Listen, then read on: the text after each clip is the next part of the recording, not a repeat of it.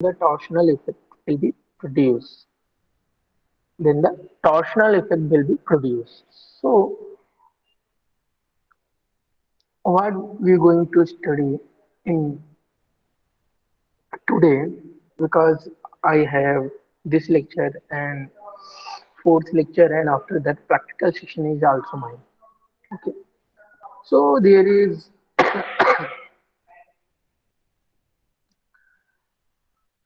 torsional load on the circular shaft. Okay. Net torque due to the internal stresses, axial shear component, shaft deformation, shearing strain, strain in elastic region, normal stresses, torsional flow mode, sample problem 1, and angle of twist in elastic region, statically interdeterminate soft, then sample problem 2, design of the transmission soft. Means transmission soft means which is transmit power or motion to soft one pulley to another pulley. Okay, this is called the transmission shaft.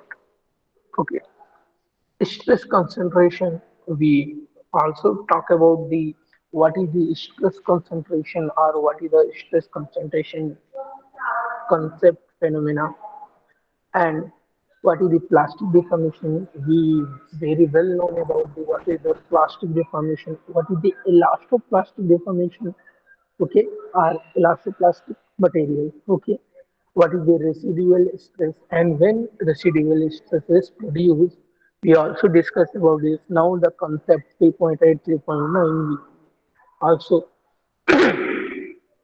discuss these things. Torsion of non-circular member, okay, thin walled hollow soft concept application of 3.40. Okay, so let's start with the torsional load on the circular shaft. So here, as you can see the diagram, what happens here, this is the generator and this is the turbine. This is the generator and this is the turbine. So what happens, the generator rotates the shaft, generator rotate the soft, okay, means we can say that this is the prime mover or this is the driver, this is the prime mover or this is the driver, okay. Now this is, there is a coupling which is this coupling is connect to turbine and the rotating shaft. Okay, so what this coupling is do? This coupling is transmit the power or rotational power of this shaft to the turbine. So, and we know the concept what is the turbine. The turbine is used for generating the electricity by the mechanical motion. Okay, our turbine is a device which is convert the mechanical energy to the electrical energy. Okay. Now, see here in the second diagram, we can just break out our the portion like there is a torque and there is a opposite torque. See, torque in this direction and torque is this direction. Same. So that here is a torsional effect will generated. Torsional effect will generated. And similarly here, we also hit there is coupling. So one T in this direction means torque in this direction and torque in opposite direction. So here also torsion effect will generate it. So what is the meaning of that? Stress and strain in the member of circular cross section are subjected to twisting couples or torque. Twisting couples are the torque. So next is what we going to say. Turbine exists of T on the soft. See, Soft transmit the torque to the generator. Soft transmit the torque to the generator. Okay. Generator create an equal and opposite torque T. See, this is T. Okay. Now, now we're going to talk about the what is the net torque due to the internal stresses. So यहाँ पे students देखिए, this is the diagram. Figure short subjective to torque and a section at C. तो क्या हुआ कि हमने ये देखिए कौन सा बी और ए के बीच का जो सॉफ्ट है उस सॉफ्ट को कंसीडर किया है and here this is B and this is A, and now considering a plane C which is cut this soft at a cross section at a point C. Okay, ये particular एक plane है जो कि C point पे इस soft को cut करता है। अभी ये देखिए, तो ये कट करने पे ये टू पार्ट्स में डिवाइड हो गया, एक हो गया बीसी और दूसरा हो गया बी ए। सॉरी, यहाँ पे नाम गलत हो गया, दिस इज ए। ओके, तो टू पार्ट्स में डिवाइड हो गया B C and B A. Okay, तो अभी ए देखिए क्या शो कर रहा है, free body diagram of section B C with the top at C represented by the responsible contribution of small element of area carrying force D F. इन हम ये देखिए, ये छोटा सा जो एलिमेंट मैंने लिया है यहाँ पे, स्मॉल एलिमेंट 1 2 3, तो यहाँ पे जो फोर्स अप्लाई हो रहा है जिसके थ्रू टार्क प्रोड्यूस हो रहा है that is the DF. Okay, similarly same thing DF DF DF, तो ये टार्क प्रोड्यूस हुआ। Okay, free body diagram of section we see having all the small elements somewhere resulting in task. See, so now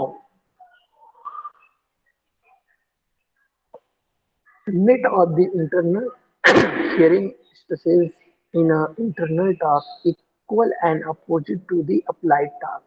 So T equal to integration rho df.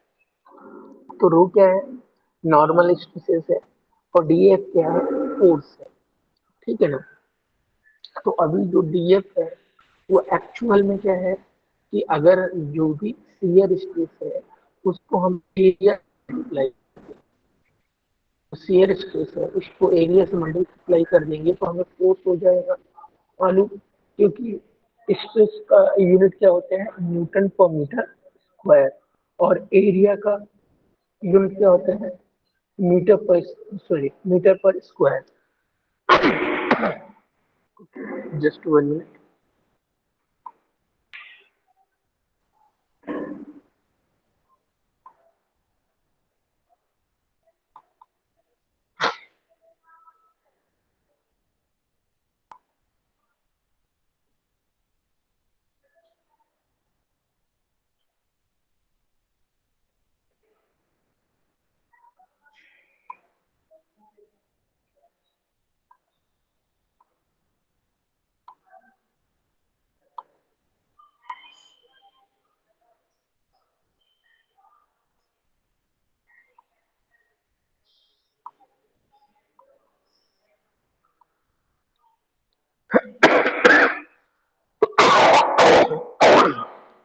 Okay, so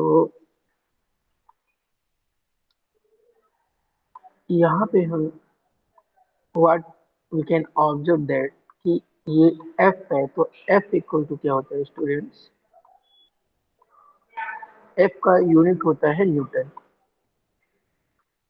F unit is newton, और stress मतलब ये tau का क्या हो जाएगा, जो shear stress है that is the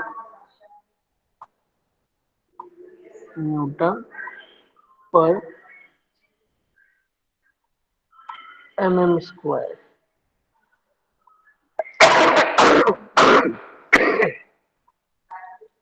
okay, now area का यूनिट क्या होगा?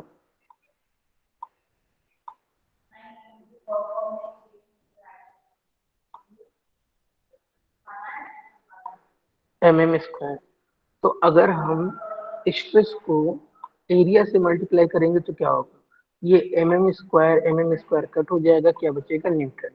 ये देखिए, this is the force unit, that's why df is converted tau into da। Okay, understand? Okay,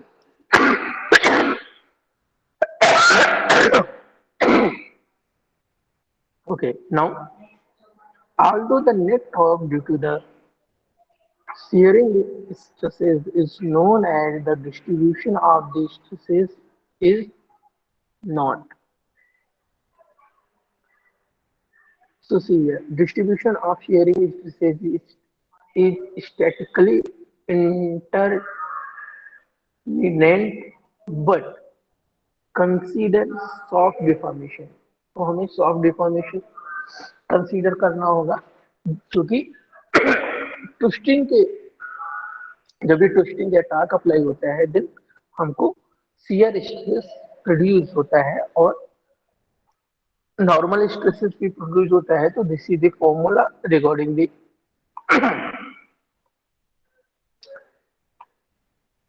normal stresses. We consider a normal stresses. Now we talk about the normal. Unlike the normal stresses due to the axial loads, the distribution of shearing stresses due to the torsional load can't be assumed uniformly। तो ये दोनों uniformly नहीं होंगे। The both the torque, sorry, both the stresses।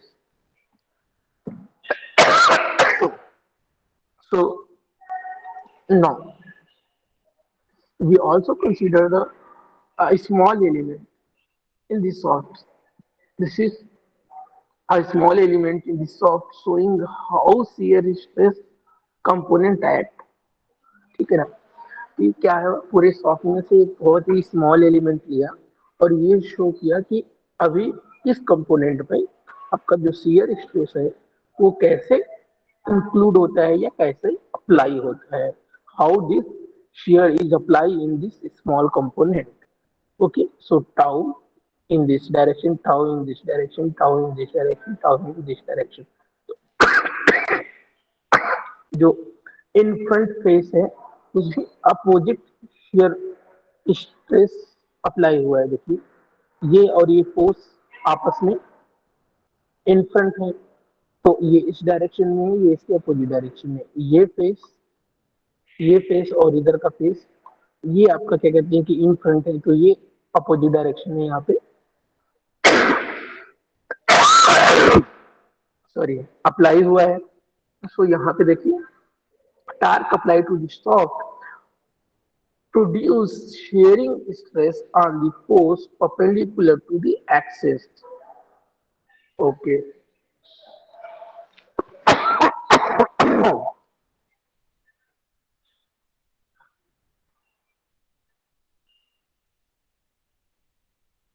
now see the second diagram।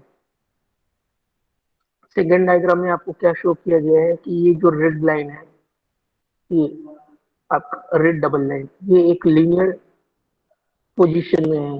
तो इस ये क्या है कि ये पोजीशन तब की है when the torque is not applied.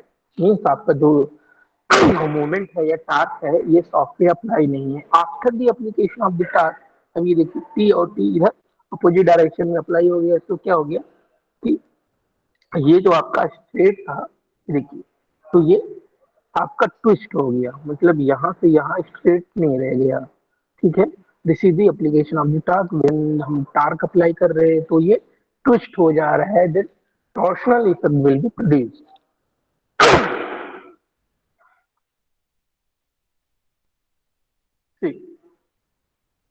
Now axis condition of the equilibrium required the existence of equal stresses on the face of the two planes containing the axis of the soft। The existence of the axial shear component in the demonstration by the considering a shaft made up of the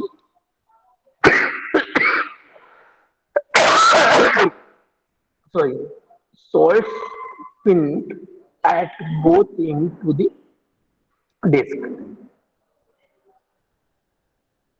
The splat tried with the respect to each other when equal and opposite torques are applied to the ends of the shaft. यहाँ पे देखिए.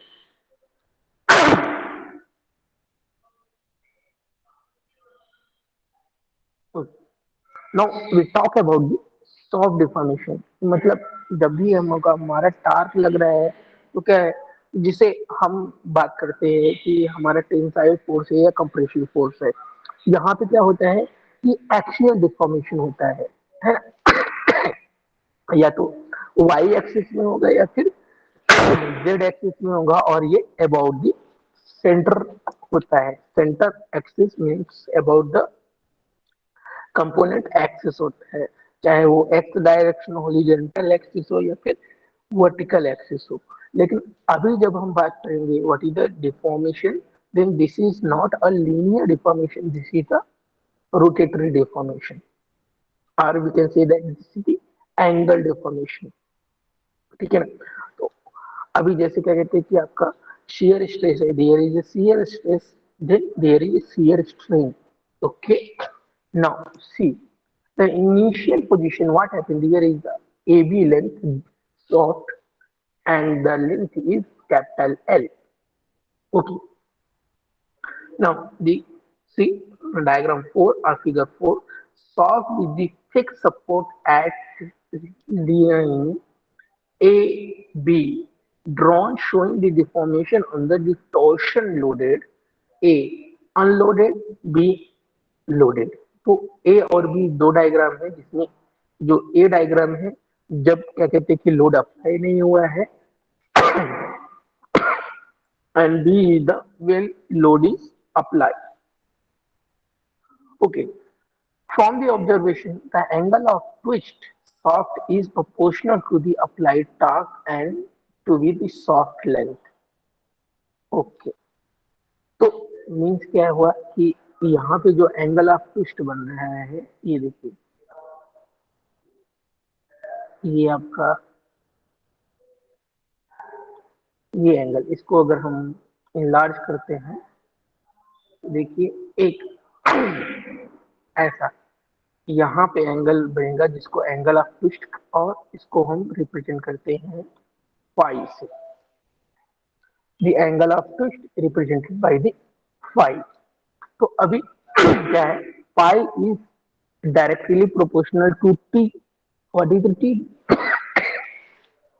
T torque means जो applied torque है pi उसके directly proportional होगा. मतलब जितना ज्यादा टार्क हम अप्लाई करेंगे उतना ही ज्यादा एंगल ऑफ ट्विस्ट जनरेट होगा. ठीक है. And phi is also directly proportional to L. L मतलब जो शाफ्ट की लेंथ है,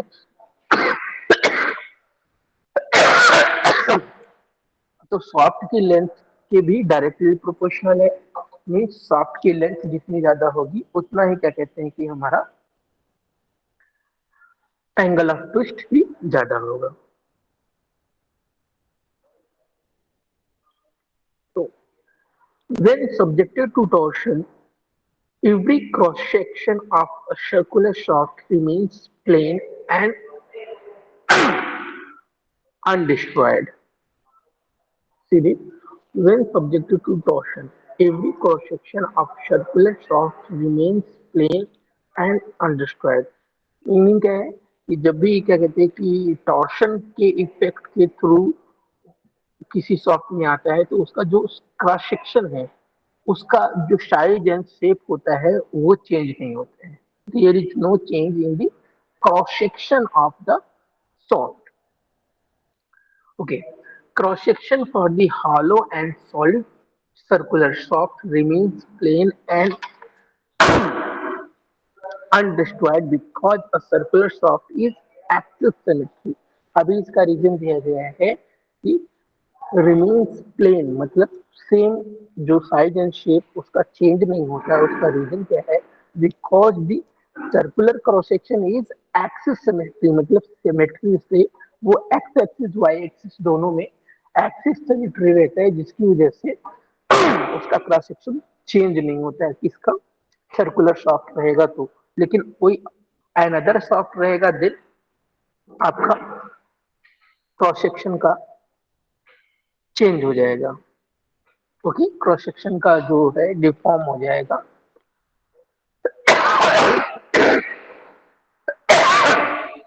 cross section of non circular, अभी नीचे दिया गया है कि नॉन सर्कुलर, अगर सर्कुलर है तो सेम रहेगा, non circular and non axis symmetry soft और destroyed when subjected to torsion. तो यहाँ पे शो किया गया है, देखिए ये आपका सर्कुलर है, ठीक है, इफेक्ट अप्लाई हुआ तो क्रॉस सेक्शन पे कोई इफेक्ट नहीं आया। लेकिन ये क्या है? आपका सर्कुलर नहीं है, और ये क्या है? आपका स्क्वायर क्रॉस सेक्शन है। तो इसमें क्या हुआ? देखिए आपका ये जो फेस है वो आपका चेंज हो गया because of the torsion. Now we discuss about the shear strain। ओके, ठीक है, तो यहाँ पे देखिए आपका अभी डिफॉर्म पोजीशन है, this is a deform position. तो ये आपका डिफॉर्म पोजीशन होने की वजह से क्या है कि यहाँ पे देखिए ये आपका angle of twist pi, this is the pi. Okay,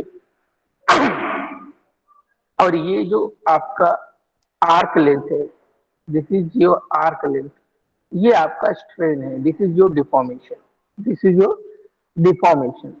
तो अभी ये जो आर्क है, जैसे ये पेरीमीटर रहता है, पेरीमीटर को हम कैसे डिफाइन करते हैं? Pi D. Okay, R pi R, 2 pi R, ठीक है। तो टोटल पेरीमीटर की लेंथ कितनी हो गई? That is the 2 pi R. तो यहाँ पे ये जो कट है, ये जो आर्क की लेंथ है, that is the strain. Okay, now यहाँ सिंपली आपको ये दिखाया गया है, this is the deformed position and B is the undeformed position in subjected to a small component at the shaft. Okay, now this is the deformed position when subjected to a small component, and this is gamma. See, gamma is like this.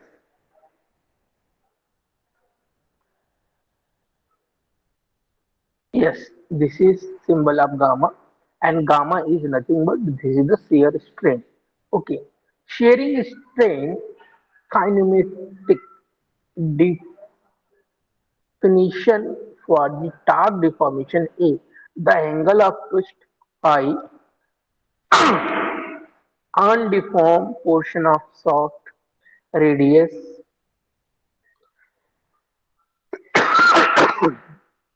तो अनडिफॉर्म position में soft की जो radius है उसको, and with C deformed position portion of the shaft having a same angle of twist phi and strain angle of twist per unit length, that is our gamma. So since the end of the element remains plane, means circular है तो plane है, ये already we discussed these things, the shear strain is equal to angle of twist। ठीक है, तो इसमें क्या कह रहे हैं कि जो shear स्ट्रेस है वो एंगल ऑफ ट्विस्ट की इक्वल रहेगा, then cross section is circular. Now let's follow that, L gamma into rho pi R gamma equal to rho phi divided by L. So this is the formula.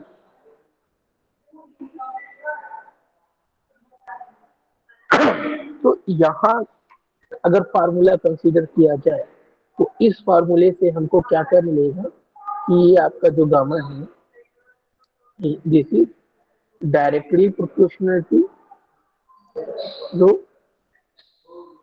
and it is also directly proportional to phi and this is inverse proportional to L.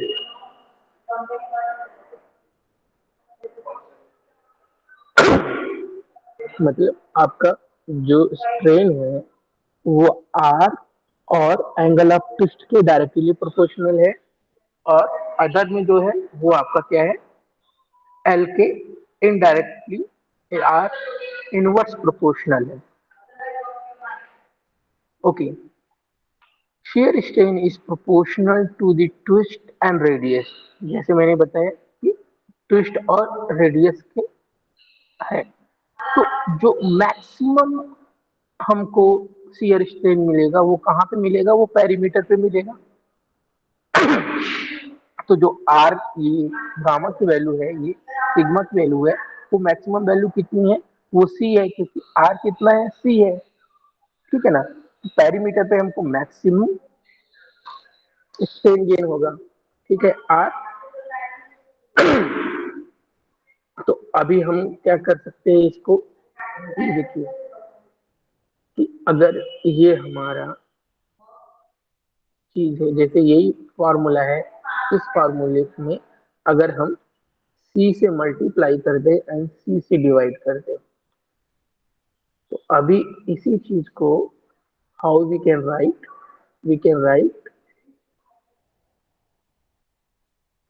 This divide by C. ठीक है ना. Divide वाला सी हमने इस रो के नीचे ले लिया and C phi divide by L. तो अभी ये जो फॉर्मूला है what is this, this is the gamma max. तो इसकी जगह हमने गामा मैक्स कर लिया और हमको ये वाला फॉर्मूला गेन हो गया. We get this formula here. Okay, understand? Now, stress in elastic region. अभी तो जैसे क्या है कि हम सेंटर पे जो हमारा स्ट्रेस रहेगा वो सबसे कम रहता है. ये देखिए क्योंकि ऐसे आपका यहाँ पे देखिए, यहाँ पे स्ट्रेस जीरो है, eight the centre stress is zero.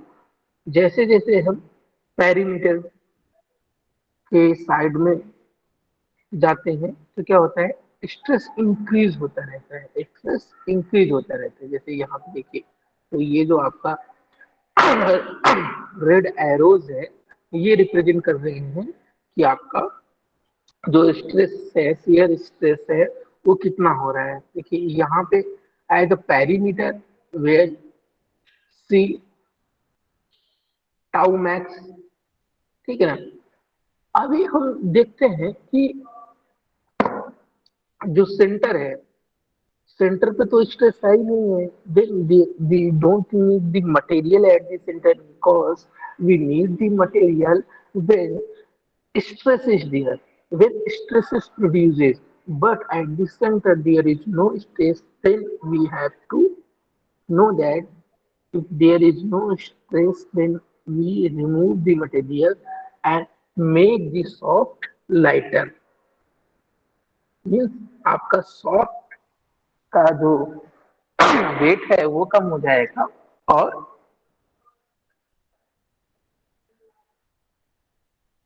आपकी सॉफ्ट का वेट कम हो जाएगा एंड आपका क्या कहते हैं कि मटेरियल भी सेव हो जाएगा. To benefit. Now multiplying the previous equation by the shear modulus यानी जी आपका ये जो फॉर्मूला है इसने जी से दोनों साइड मल्टीप्लाई कर दिया। जी से इस साइड मीन्स आपका लेफ्ट हैंड साइड, एंड जी से राइट हैंड साइड में मल्टीप्लाई कर दिया। From the Hooke's law, shear stress is ji gamma. तो अभी आपका जो शियर स्ट्रेस है वो जी गामा है। तो ये क्या हो जाएगा, आपका शियर स्ट्रेस हो जाएगा टाउ, और ये क्या हो जाएगा आपका टाउ मैक्स, है ना, क्योंकि ये आपका स्ट्रेन यहाँ पे मैक्सिमम है तो स्ट्रेस भी मैक्सिमम होगा। तो we get a new formula, relationship between tau and tau max. Relationship between tau and tau max. Okay. The shearing stress varies linearly with the distance rho from the axis of the shaft. So axis of the shaft जो है आपका, जैसे जैसे आप perimeter की तरफ जाएंगे आपको मैक्सिमम shear स्ट्रेस गेन होगा। तो यहाँ पे हमने C1 C2 ले लिया, C1 C2 R, we can say that this is R1 R2। R से ज्यादा रिप्रेजेंट होता है ना कि रेडियस है। ओके, सर्कुलर है इसलिए यहाँ पे CC लिया गया है, C1 C2। तो यहाँ पे देखिए C1, तो C1 आपका इंटरनल रेडियस है and C2 is outer radius. तो जो इंटरनल रेडियस है वहां पे हमारा जो टाउ होगा, शियर स्ट्रेस होगा, that is the minimum. And perimeter पे जहाँ पे outer radius है तो outer radius is greater than internal radius, so we get the maximum stress at the outer radius. So the shearing stress varies linearly with the distance rho from the axis. Recall that the sum of the moment of elementary force extended on the any cross section of the shaft must be equal to the magnitude of tau. Okay, now T equal to, ये formula हमने पहले ही देखा है, T equal to integration rho tau D A, now that is equal to tau max upon C integration rho square D. तो अभी ये जो फॉर्मूला है, this is the formula, we can say that this is the polar moment of inertia, that is J. So इसके place पे हम क्या लिख सकते हैं, polar moment of inertia. Now T equal to tau max divide by C into J, or tau max divided by radius into polar moment of inertia. The result, the results are known as the elastic torsion formula. So ये जो formula है, this is called the elastic torsion formula. तो ये काफी useful formula है जो कि हम प्रॉब्लम्स को सॉल्व करते समय यूज करेंगे। Okay, so tau max T C divide by J, यहाँ से R tau equal to T rho upon जे।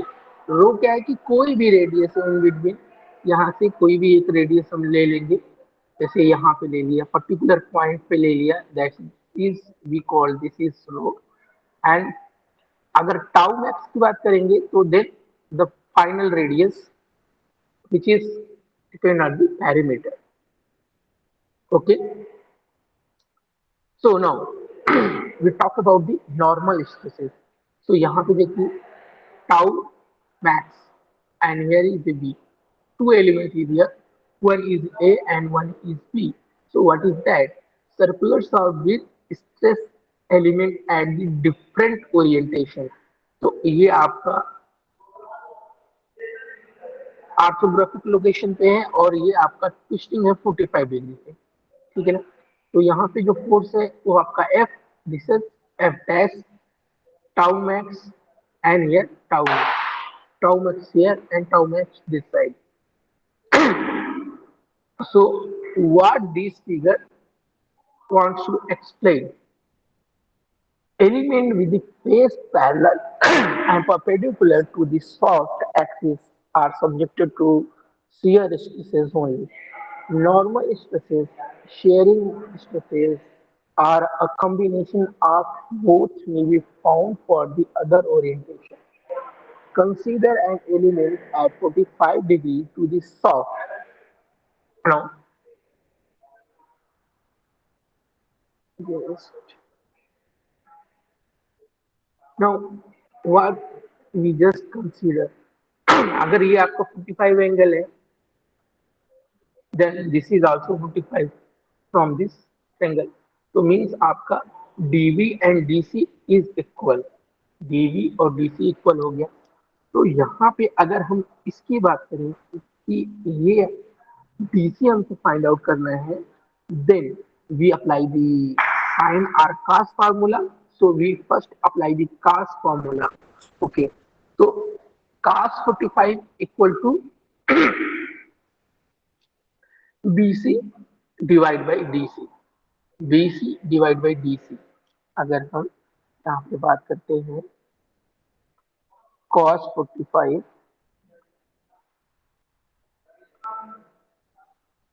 तो आपका राइट एंगल ट्रायंगल से क्या हो जाएगा, ये that is equal to BC divide by DC. Okay, तो अभी BC क्या है, what is the BC? BC is tau max.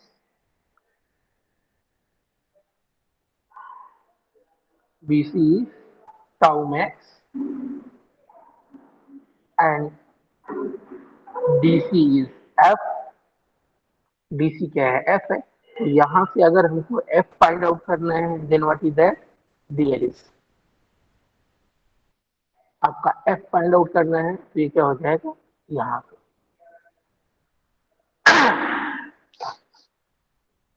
तो F इक्वल टू क्या हो जाएगा यहाँ पे,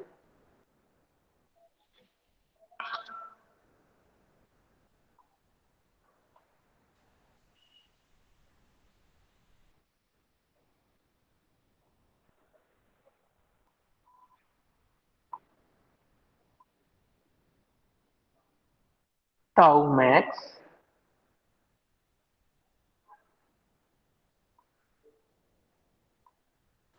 divide by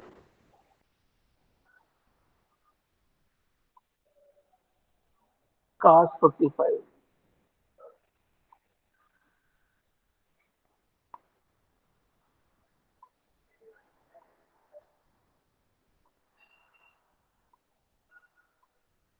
These things will be happen at the 45 angle. Now tau max A, तो एरिया लेंगे तो एरिया आपका डबल हो जाएगा, क्योंकि एरिया आपका इस साइड और इस साइड बोथ साइड रहेगा. That's why we multiply by 2. Okay, तो ये आपका हो जाएगा टाउ ए नॉट √2 खास √2,